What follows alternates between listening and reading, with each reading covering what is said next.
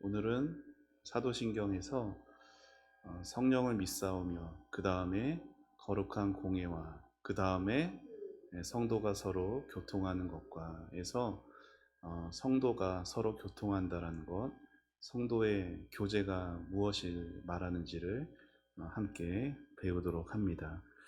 우리가 보통 성도의 교제를 생각할 때 무엇부터 생각이 드냐면 교회 안에서 다른 사람들과 서로 웃고 또 함께 시간을 보내는 것을 먼저 생각하곤 합니다. 우리 주일학교 아이들도 교회에 왜 나가냐라고 물으면 아직 신앙이 연약한, 신앙이 없는 아이들은 어렸을 때는 부모님이 내 손잡고 가니까 갑니다라고 말할 수 있을 테고, 조금 자라서는 친구 때문에 간다라고 말할 수도 있을 거예요. 어른들도 사실 예외는 아니죠. 교회에서 친한 성도가 없다면 그 성도는 교회에 다니는 것이 결코 쉽지 않을 겁니다. 여러분, 교회에서 성도가 서로 교제한다라는 것, 성도가 서로 만난다라는 것 얼마나 중요한지 모릅니다. 그런데 사도신경에서 성도가 서로 교통하는 것, 서로 교제하는 것을 믿는다라는 이 고백은 그냥 눈에 보이는 다른 성도와의 수평적인 교제만을 의미하지 않습니다. 성경은 교회를, 그리고 예수 믿는 사람들의 그러한 어떤 동호회적인 성격의 모임이라 말하지 않아요. 성경은 교회를 그저 믿는 사람들끼리 어울려서 노는 것을 교제라고 말하지 않습니다. 여러분, 만일 내 마음에 드는 교회 사람과 교제하는 것이 성도의 교제에 달하면 그게 세상의 모임과 뭐가 다를까요? 그렇다면 성경이 말하는 성도의 교제, 사도신경에서 고백하는 성도가 서로 교통한다라고 하는 것은 무슨 의미일까요? 자, 우리 화면 보며 같이 읽겠습니다. 오늘 설교의 가장 중요한 핵심입니다. 우리 같이 함께 읽겠습니다. 시작. 성도의 교제란 하나님과 우리 사이에 맺어진 보이지 않는 교제를 보이게 만드는 일입니다. 다시 한번 시작. 성도의 교제란 하나님과 우리 사이에 맺어진 보이지 않는 교제를 보이게 만드는 일입니다. 여러분, 기독교 신앙에는 두 가지 관계가 있죠. 소위 십자가라고 해가지고 수직적인 관계가 있고요, 수평적인 관계가 있습니다. 수직적인 관계를 하면은 위로 하나님과의 관계를 말하고, 여러분, 하나님과의 관계는요 보이지 않는 관계예요. 그리고 옆으로 수평적으로는 다른 성도들과의 관계가 있는데 그것은 보이는 관계이죠. 성경이 말하는 참된 성도의 교제란 보이지 않는 하나님과의 관계가 성도들 사이에서 눈에 보여지게 하는 것이 성경이 가르치는 성도의 교제라는 거예요. 다시 말해서 성도들의 교제에는 세상의 모임과는 구별되는 기준이 있어요. 기초가 있어요. 그것이 하나님과의 교제라는 겁니다. 하나님이 나를 사랑하시고 내가 하나님을 사랑하기 때문에 이 보이지 않는 교제가 있기 때문에 다른 성도들과의 관계에서 하나님의 성품들이 나타나는 거예요. 하나님의 사랑이 나타나고, 그러니까 성도와의 교제가 없으면 보여질 게 없어요. 그런데 성도, 눈에 보이는 다른 성도와의 관계 속에서 눈에 보이지 않는 하나님과의 관계들이 보여지게 되는 것이죠. 이처럼 성도의 교제는 위로는 하나님과의 교제이고 옆으로는 예수 안에서 다른 지체들과의 교제를 말합니다.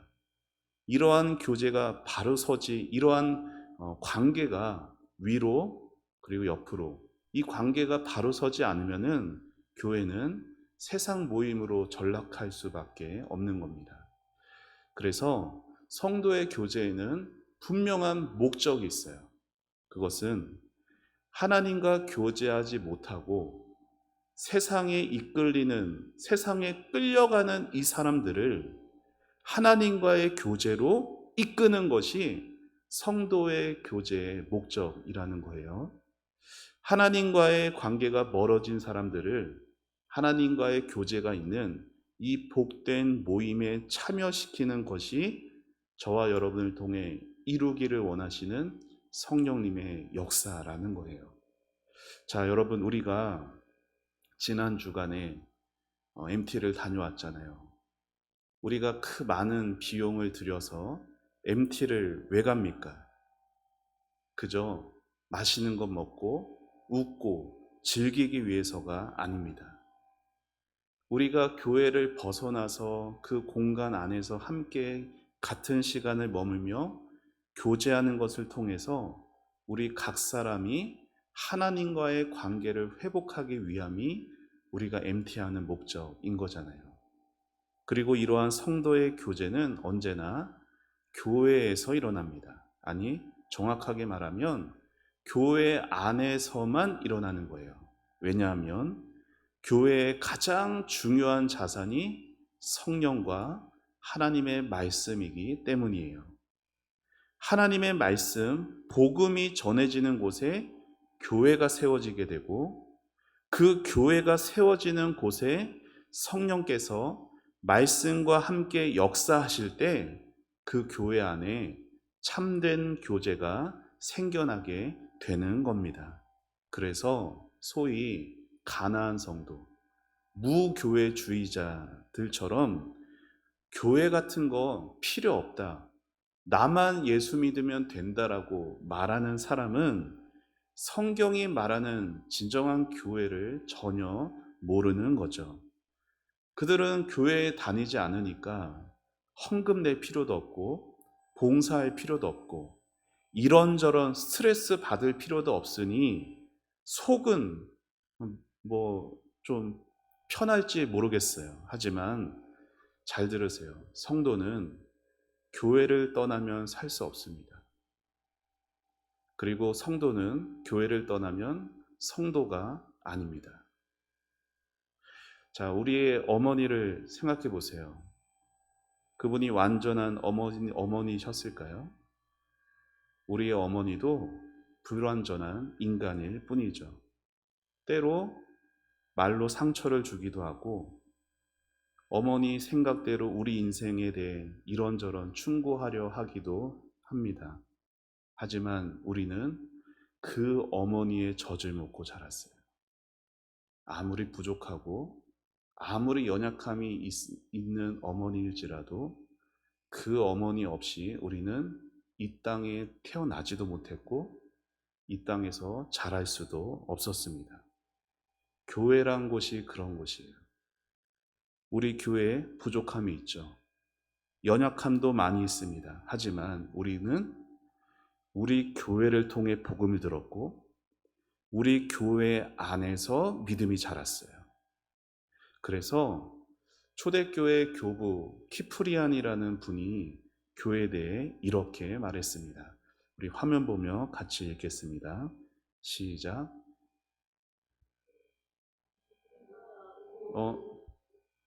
예, 없네요. 제가 잘 읽어드릴게요. 아니, 저를 한번 따라해 보세요. 하나님을 아버지로 모시고 있는 사람에게는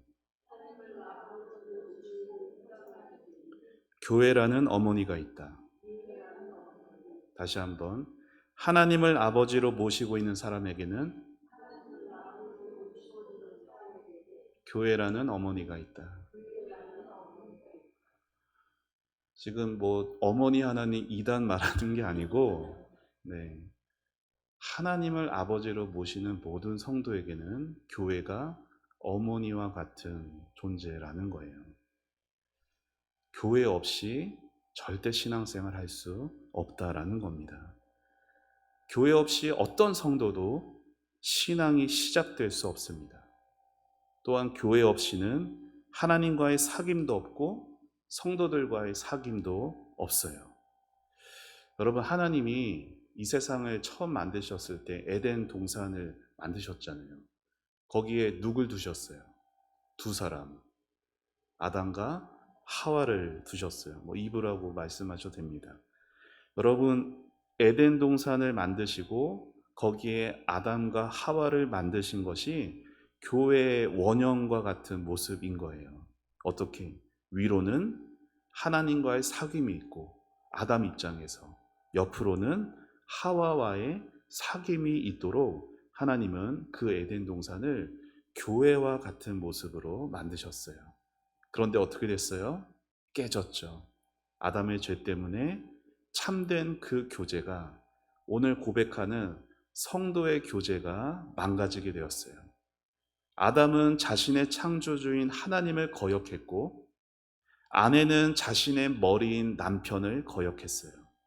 모든 관계가 틀어졌어요. 이후에 아담에게 가인이라는 아들이 나와서 그가 어떻게 했어요? 동생인 아벨을 시기하여서 돌로 쳐 죽이고 말았어요. 서로 간의 미움과 질투, 살인과 포악이 그 가정뿐 아니라 온 세상을 뒤덮었습니다. 하나님이 홍수로 세상을 쓸어버리며 심판하셨지만 이러한 죄악은 근절되지 않았죠. 그렇게 하나님이 인간에게 주신 선물, 서로 간의 교제, 사귐은 예수님이 오실 때까지 상실되고 말았습니다. 그래서 예수님이 우리에게 오셨다라는 것은 그런 의미에서 바로 이 참된 교제를 우리에게 보여주시기 위해서, 그리고 우리에게 다시 회복시켜 주시기 위해서 오셨다라고 말할 수가 있는 거예요. 자, 우리 오늘 본문인 요한일서 1장 3절, 제가 쉬운 성경으로 화면에 실어봤습니다. 같이 읽어볼게요. 시작. 여러분이 우리와 함께 교제하기를 원하기 때문입니다. 우리가 함께 나누는 이 교제는 하나님 아버지 그리고 그의 아들 예수 그리스도와 함께 가지는 교제입니다. 아멘. 우리가 함께 교제하는 것은 하나님, 예수님과 함께 가지는 교제라는 거예요. 그렇죠? 하나님과의 교제가 없이는 하나님과의 화목함이 회복되지 않고 성도와의 교제도 있지 못한다라는 겁니다. 우리가 보통 교제를 한다, 사귐이 있기 위해서는요, 공통점이 있어야 돼요. 그래서 생각해 보세요. 사람과 동물이 할 수 있나요? 할 수 있어요. 오늘날 반려동물이 얼마나 많습니까? 그렇죠? 하지만 한계가 있죠. 한계가 있어요. 그리고 나이 많은 할아버지와 갓 태어난 이 손주 사이에도 사귀는 것이 쉽지 않습니다. 그래서 교회 안에도 보면은, 교회뿐 아니라 많은 사람들은 대부분 끼리끼리 만납니다. 서로의 관심이 비슷해야 만남이, 모임이 제대로 이루어져 가게 되죠. 그런데 교회도 마찬가지예요. 뭔가 공통점이 있어야 하는데 우리 서로를 보세요. 공통점이 별로 없어 보이잖아요. 그렇죠? 나이도 다르고 성별, 취미, 살아온 환경, 각자 가지고 있는 인생의 중요한 것들 다 달라요. 이렇게 다 다른데 교회의 지체들은요, 예수 안에서 그 모든 것들을 뛰어넘는다라는 겁니다. 성도는 예수 안에서 하나님과의 막혔던 담이 허물어지고 하나님과의 화목을 회복하게 돼요. 그렇게 예수를 믿게 되면요, 그렇게 예수님의 지체가 되게 되면 어떠한 일이 일어나냐? 그 순간부터 예수님에게 속한 모든 귀한 것들이 예수님 믿는 자의 것이 됩니다. 믿으세요?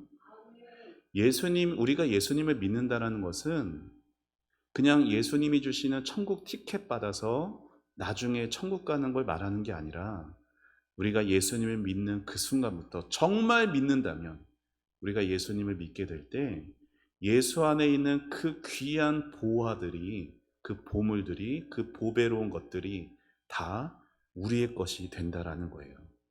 교제라고 하는 것은 기본적으로 자기가 가지고 있는 것을 서로 나누면서 즐기는 것이 교제라고 말할 수가 있거든요.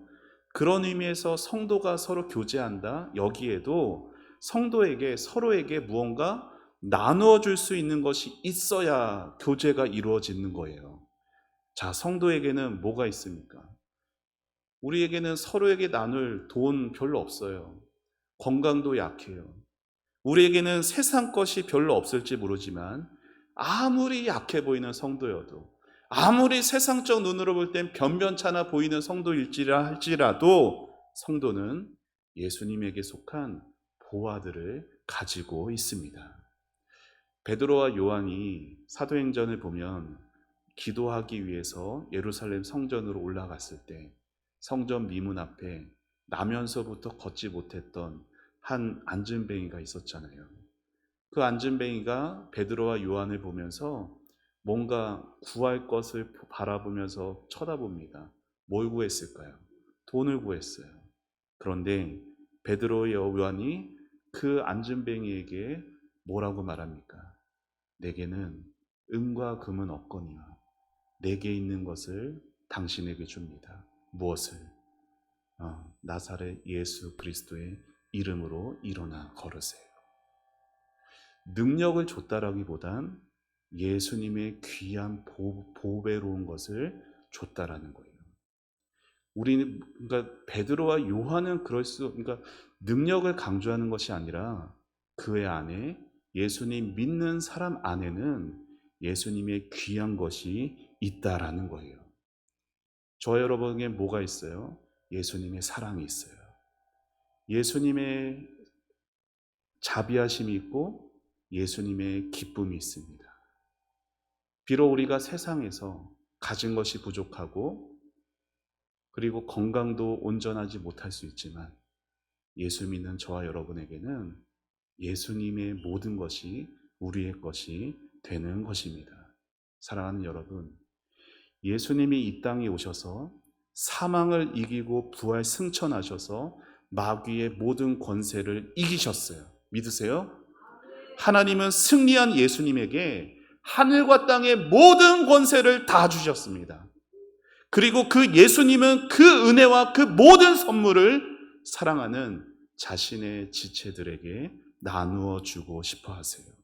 성도가 이러한 예수님의 마음을, 이러한 예수님을 믿어서 교회 안에서 성령과 말씀 안에 거하기를 힘쓸 때에 주님이 주시는 아름다운 선물들로 교회는 풍성해질 것입니다. 자, 하이델베르크 요리문답 성도의 교제를 가리키는 55문이 그것을 묻고 이렇게 답을 주고 있습니다. 우리 그 답을 같이 화면 보며 읽겠습니다. 시작. 첫째, 성도는 모두 또한 각각 그리스도의 지체로서 주 그리스도와 교제하며 그의 모든 부요와 은사에 참여합니다. 둘째, 각 성도는 자기의 은사를 다른 지체의 유익과 복을 위하여 기꺼이 그리고 즐거이 사용할 의무가 있습니다. 아멘. 자, 첫째가 뭐예요? 방금 말씀드린 거예요. 예수를 믿는 성도에게는요, 예수님의 모든 것이 자신의 것이 돼요. 세상의 것이 없어도 부럽지 않아요. 세상의 것이 없어도 낙심하지 않습니다. 예수님을 가진 자가 모든 것을 다 가진 자예요. 근데 거기서 끝나는 것이 아니야. 성도의 교제가 가르치는 것은 둘째도 있어요. 뭐가 있어요? 의무가 있다라는 거예요. 예수님이 내게 주신 그 모든 것을 즐거이, 기꺼이 사용할 의무가 있다라는 겁니다.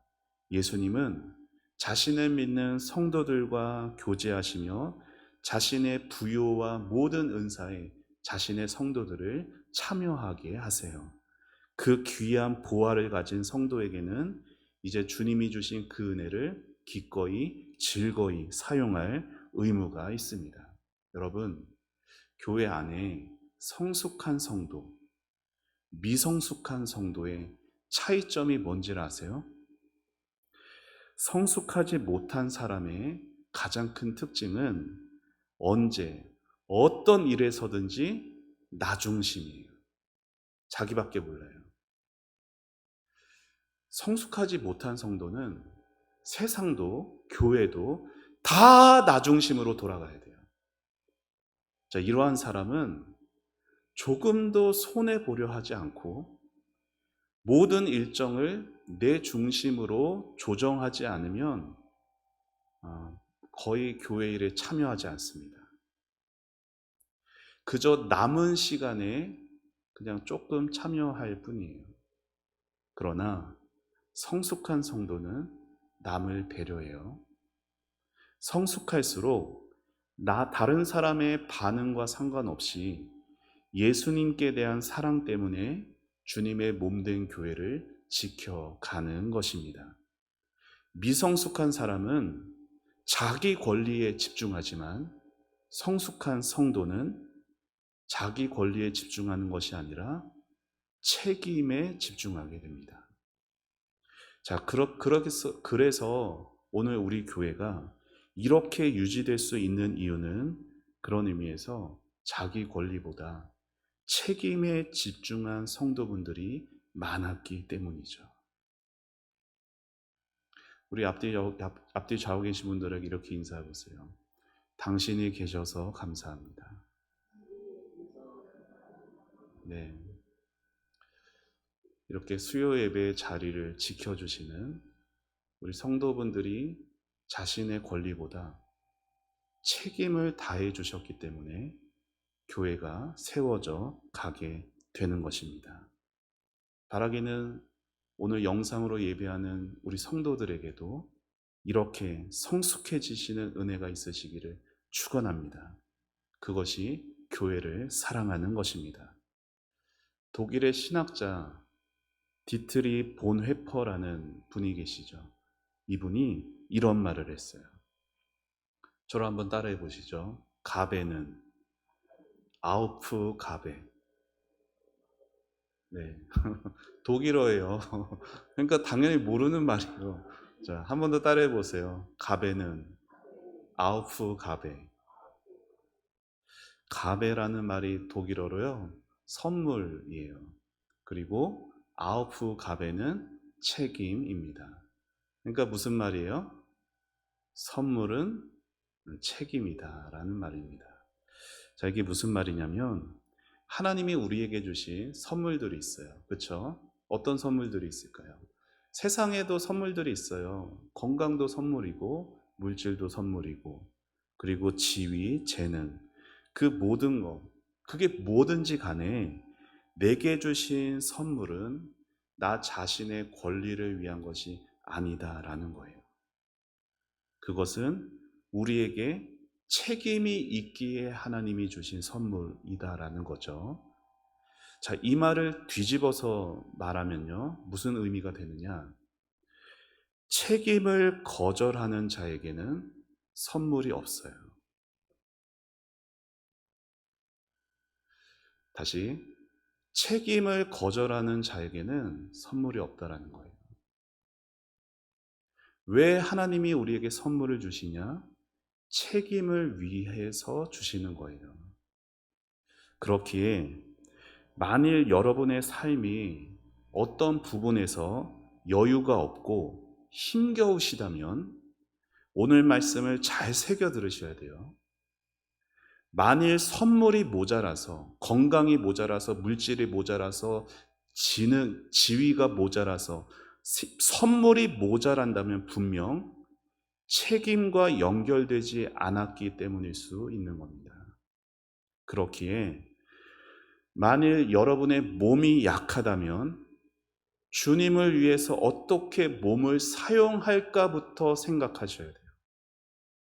만일 여러분에게 물질이 없다면 주님을 위해서 어떻게 더 드릴 수 있을까에 대해서 고민하셔야 합니다. 여러분이 모자람이 채워져야 헌신한다는 것, 순서가 바뀐 거예요. 책임은 선물을 위한 것이 아니에요. 선물이 책임을 위한 것입니다. 여러분이 성도로서 책임의 의무를 다해 갈 때 하나님이 그것을 담당할 선물을 주시는 것입니다. 이게 성경의 원리예요. 여러분이 건강으로 하나님을 섬기는 책임을 다하려고 할 때 하나님께서는 그 책임을 다할 수 있도록 건강을 주십니다. 여러분이 물질로 하나님께 책임을 다하려고 할 때에 하나님께서 여러분에게 드릴 수 있는 물질을 선물로 주시는 거예요. 내게 있는 것 다 갖춰줘야 하겠다라는 것은 순서가 뒤바뀐 것입니다. 언제나 하나님이 주시는 선물은 책임을 위한 것입니다. 자, 초대교회 성도들은 자신의 것 즐거이 나눴어요. 그렇죠? 자, 서로의 필요를 채워줬습니다. 그래서 초대교회 성도들의 뭐가 없었다라고 말해요? 가난한 자가 그들 가운데 없었어요. 그들은 서로에게 책임을 졌고 교회를 사랑했습니다.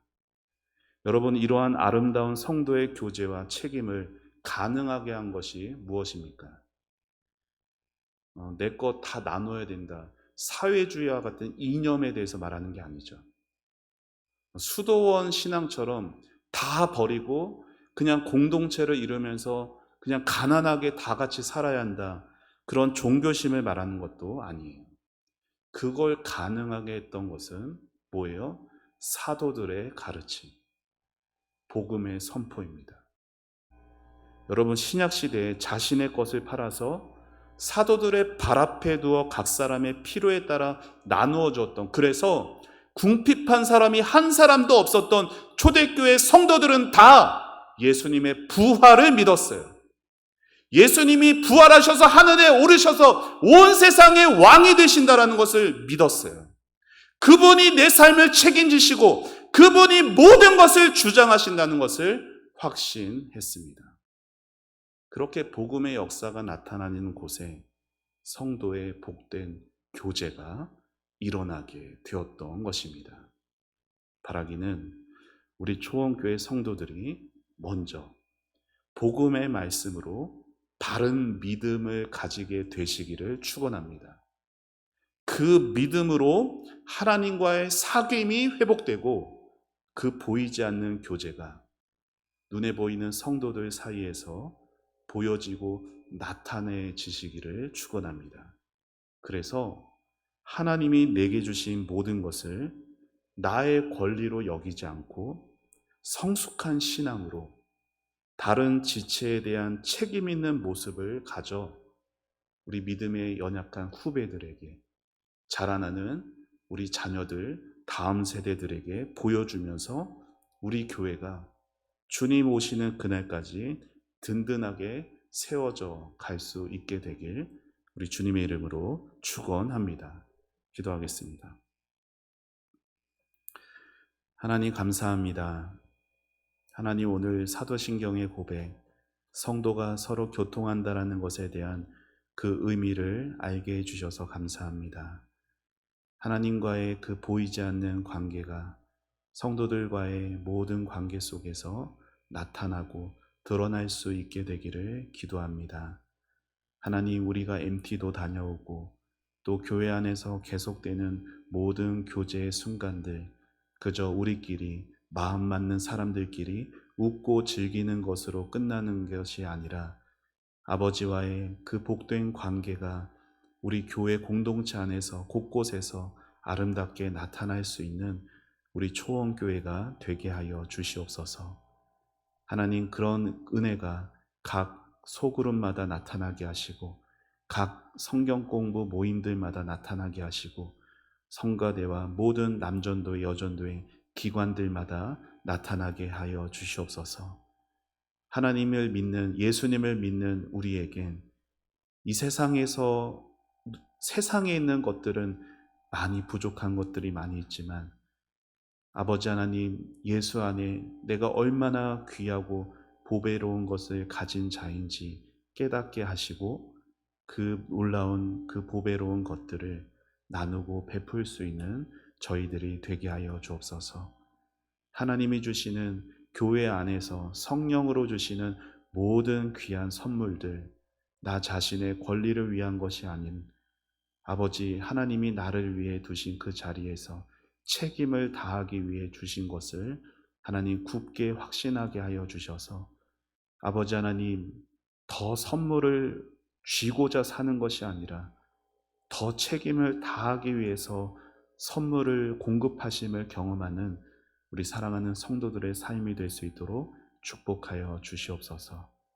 하나님, 사랑하는 성도들, 경제가 어려워지는 이 모든 현실 속에서 낙심하지 않게 해 주시고, 아버지 하나님, 우리 성도들의 모든 삶에 하나님의 귀한 은혜로 넘치도록 채워주시되, 아버지 하나님께서 주시는 바른 믿음을 갖게 해주시고 그 믿음 위에 굳건히 설 수 있도록 하나님 축복하여 주시옵소서. 주님께 모든 것을 맡겨드리고 감사드리며 예수님의 이름으로 기도합니다. 아멘.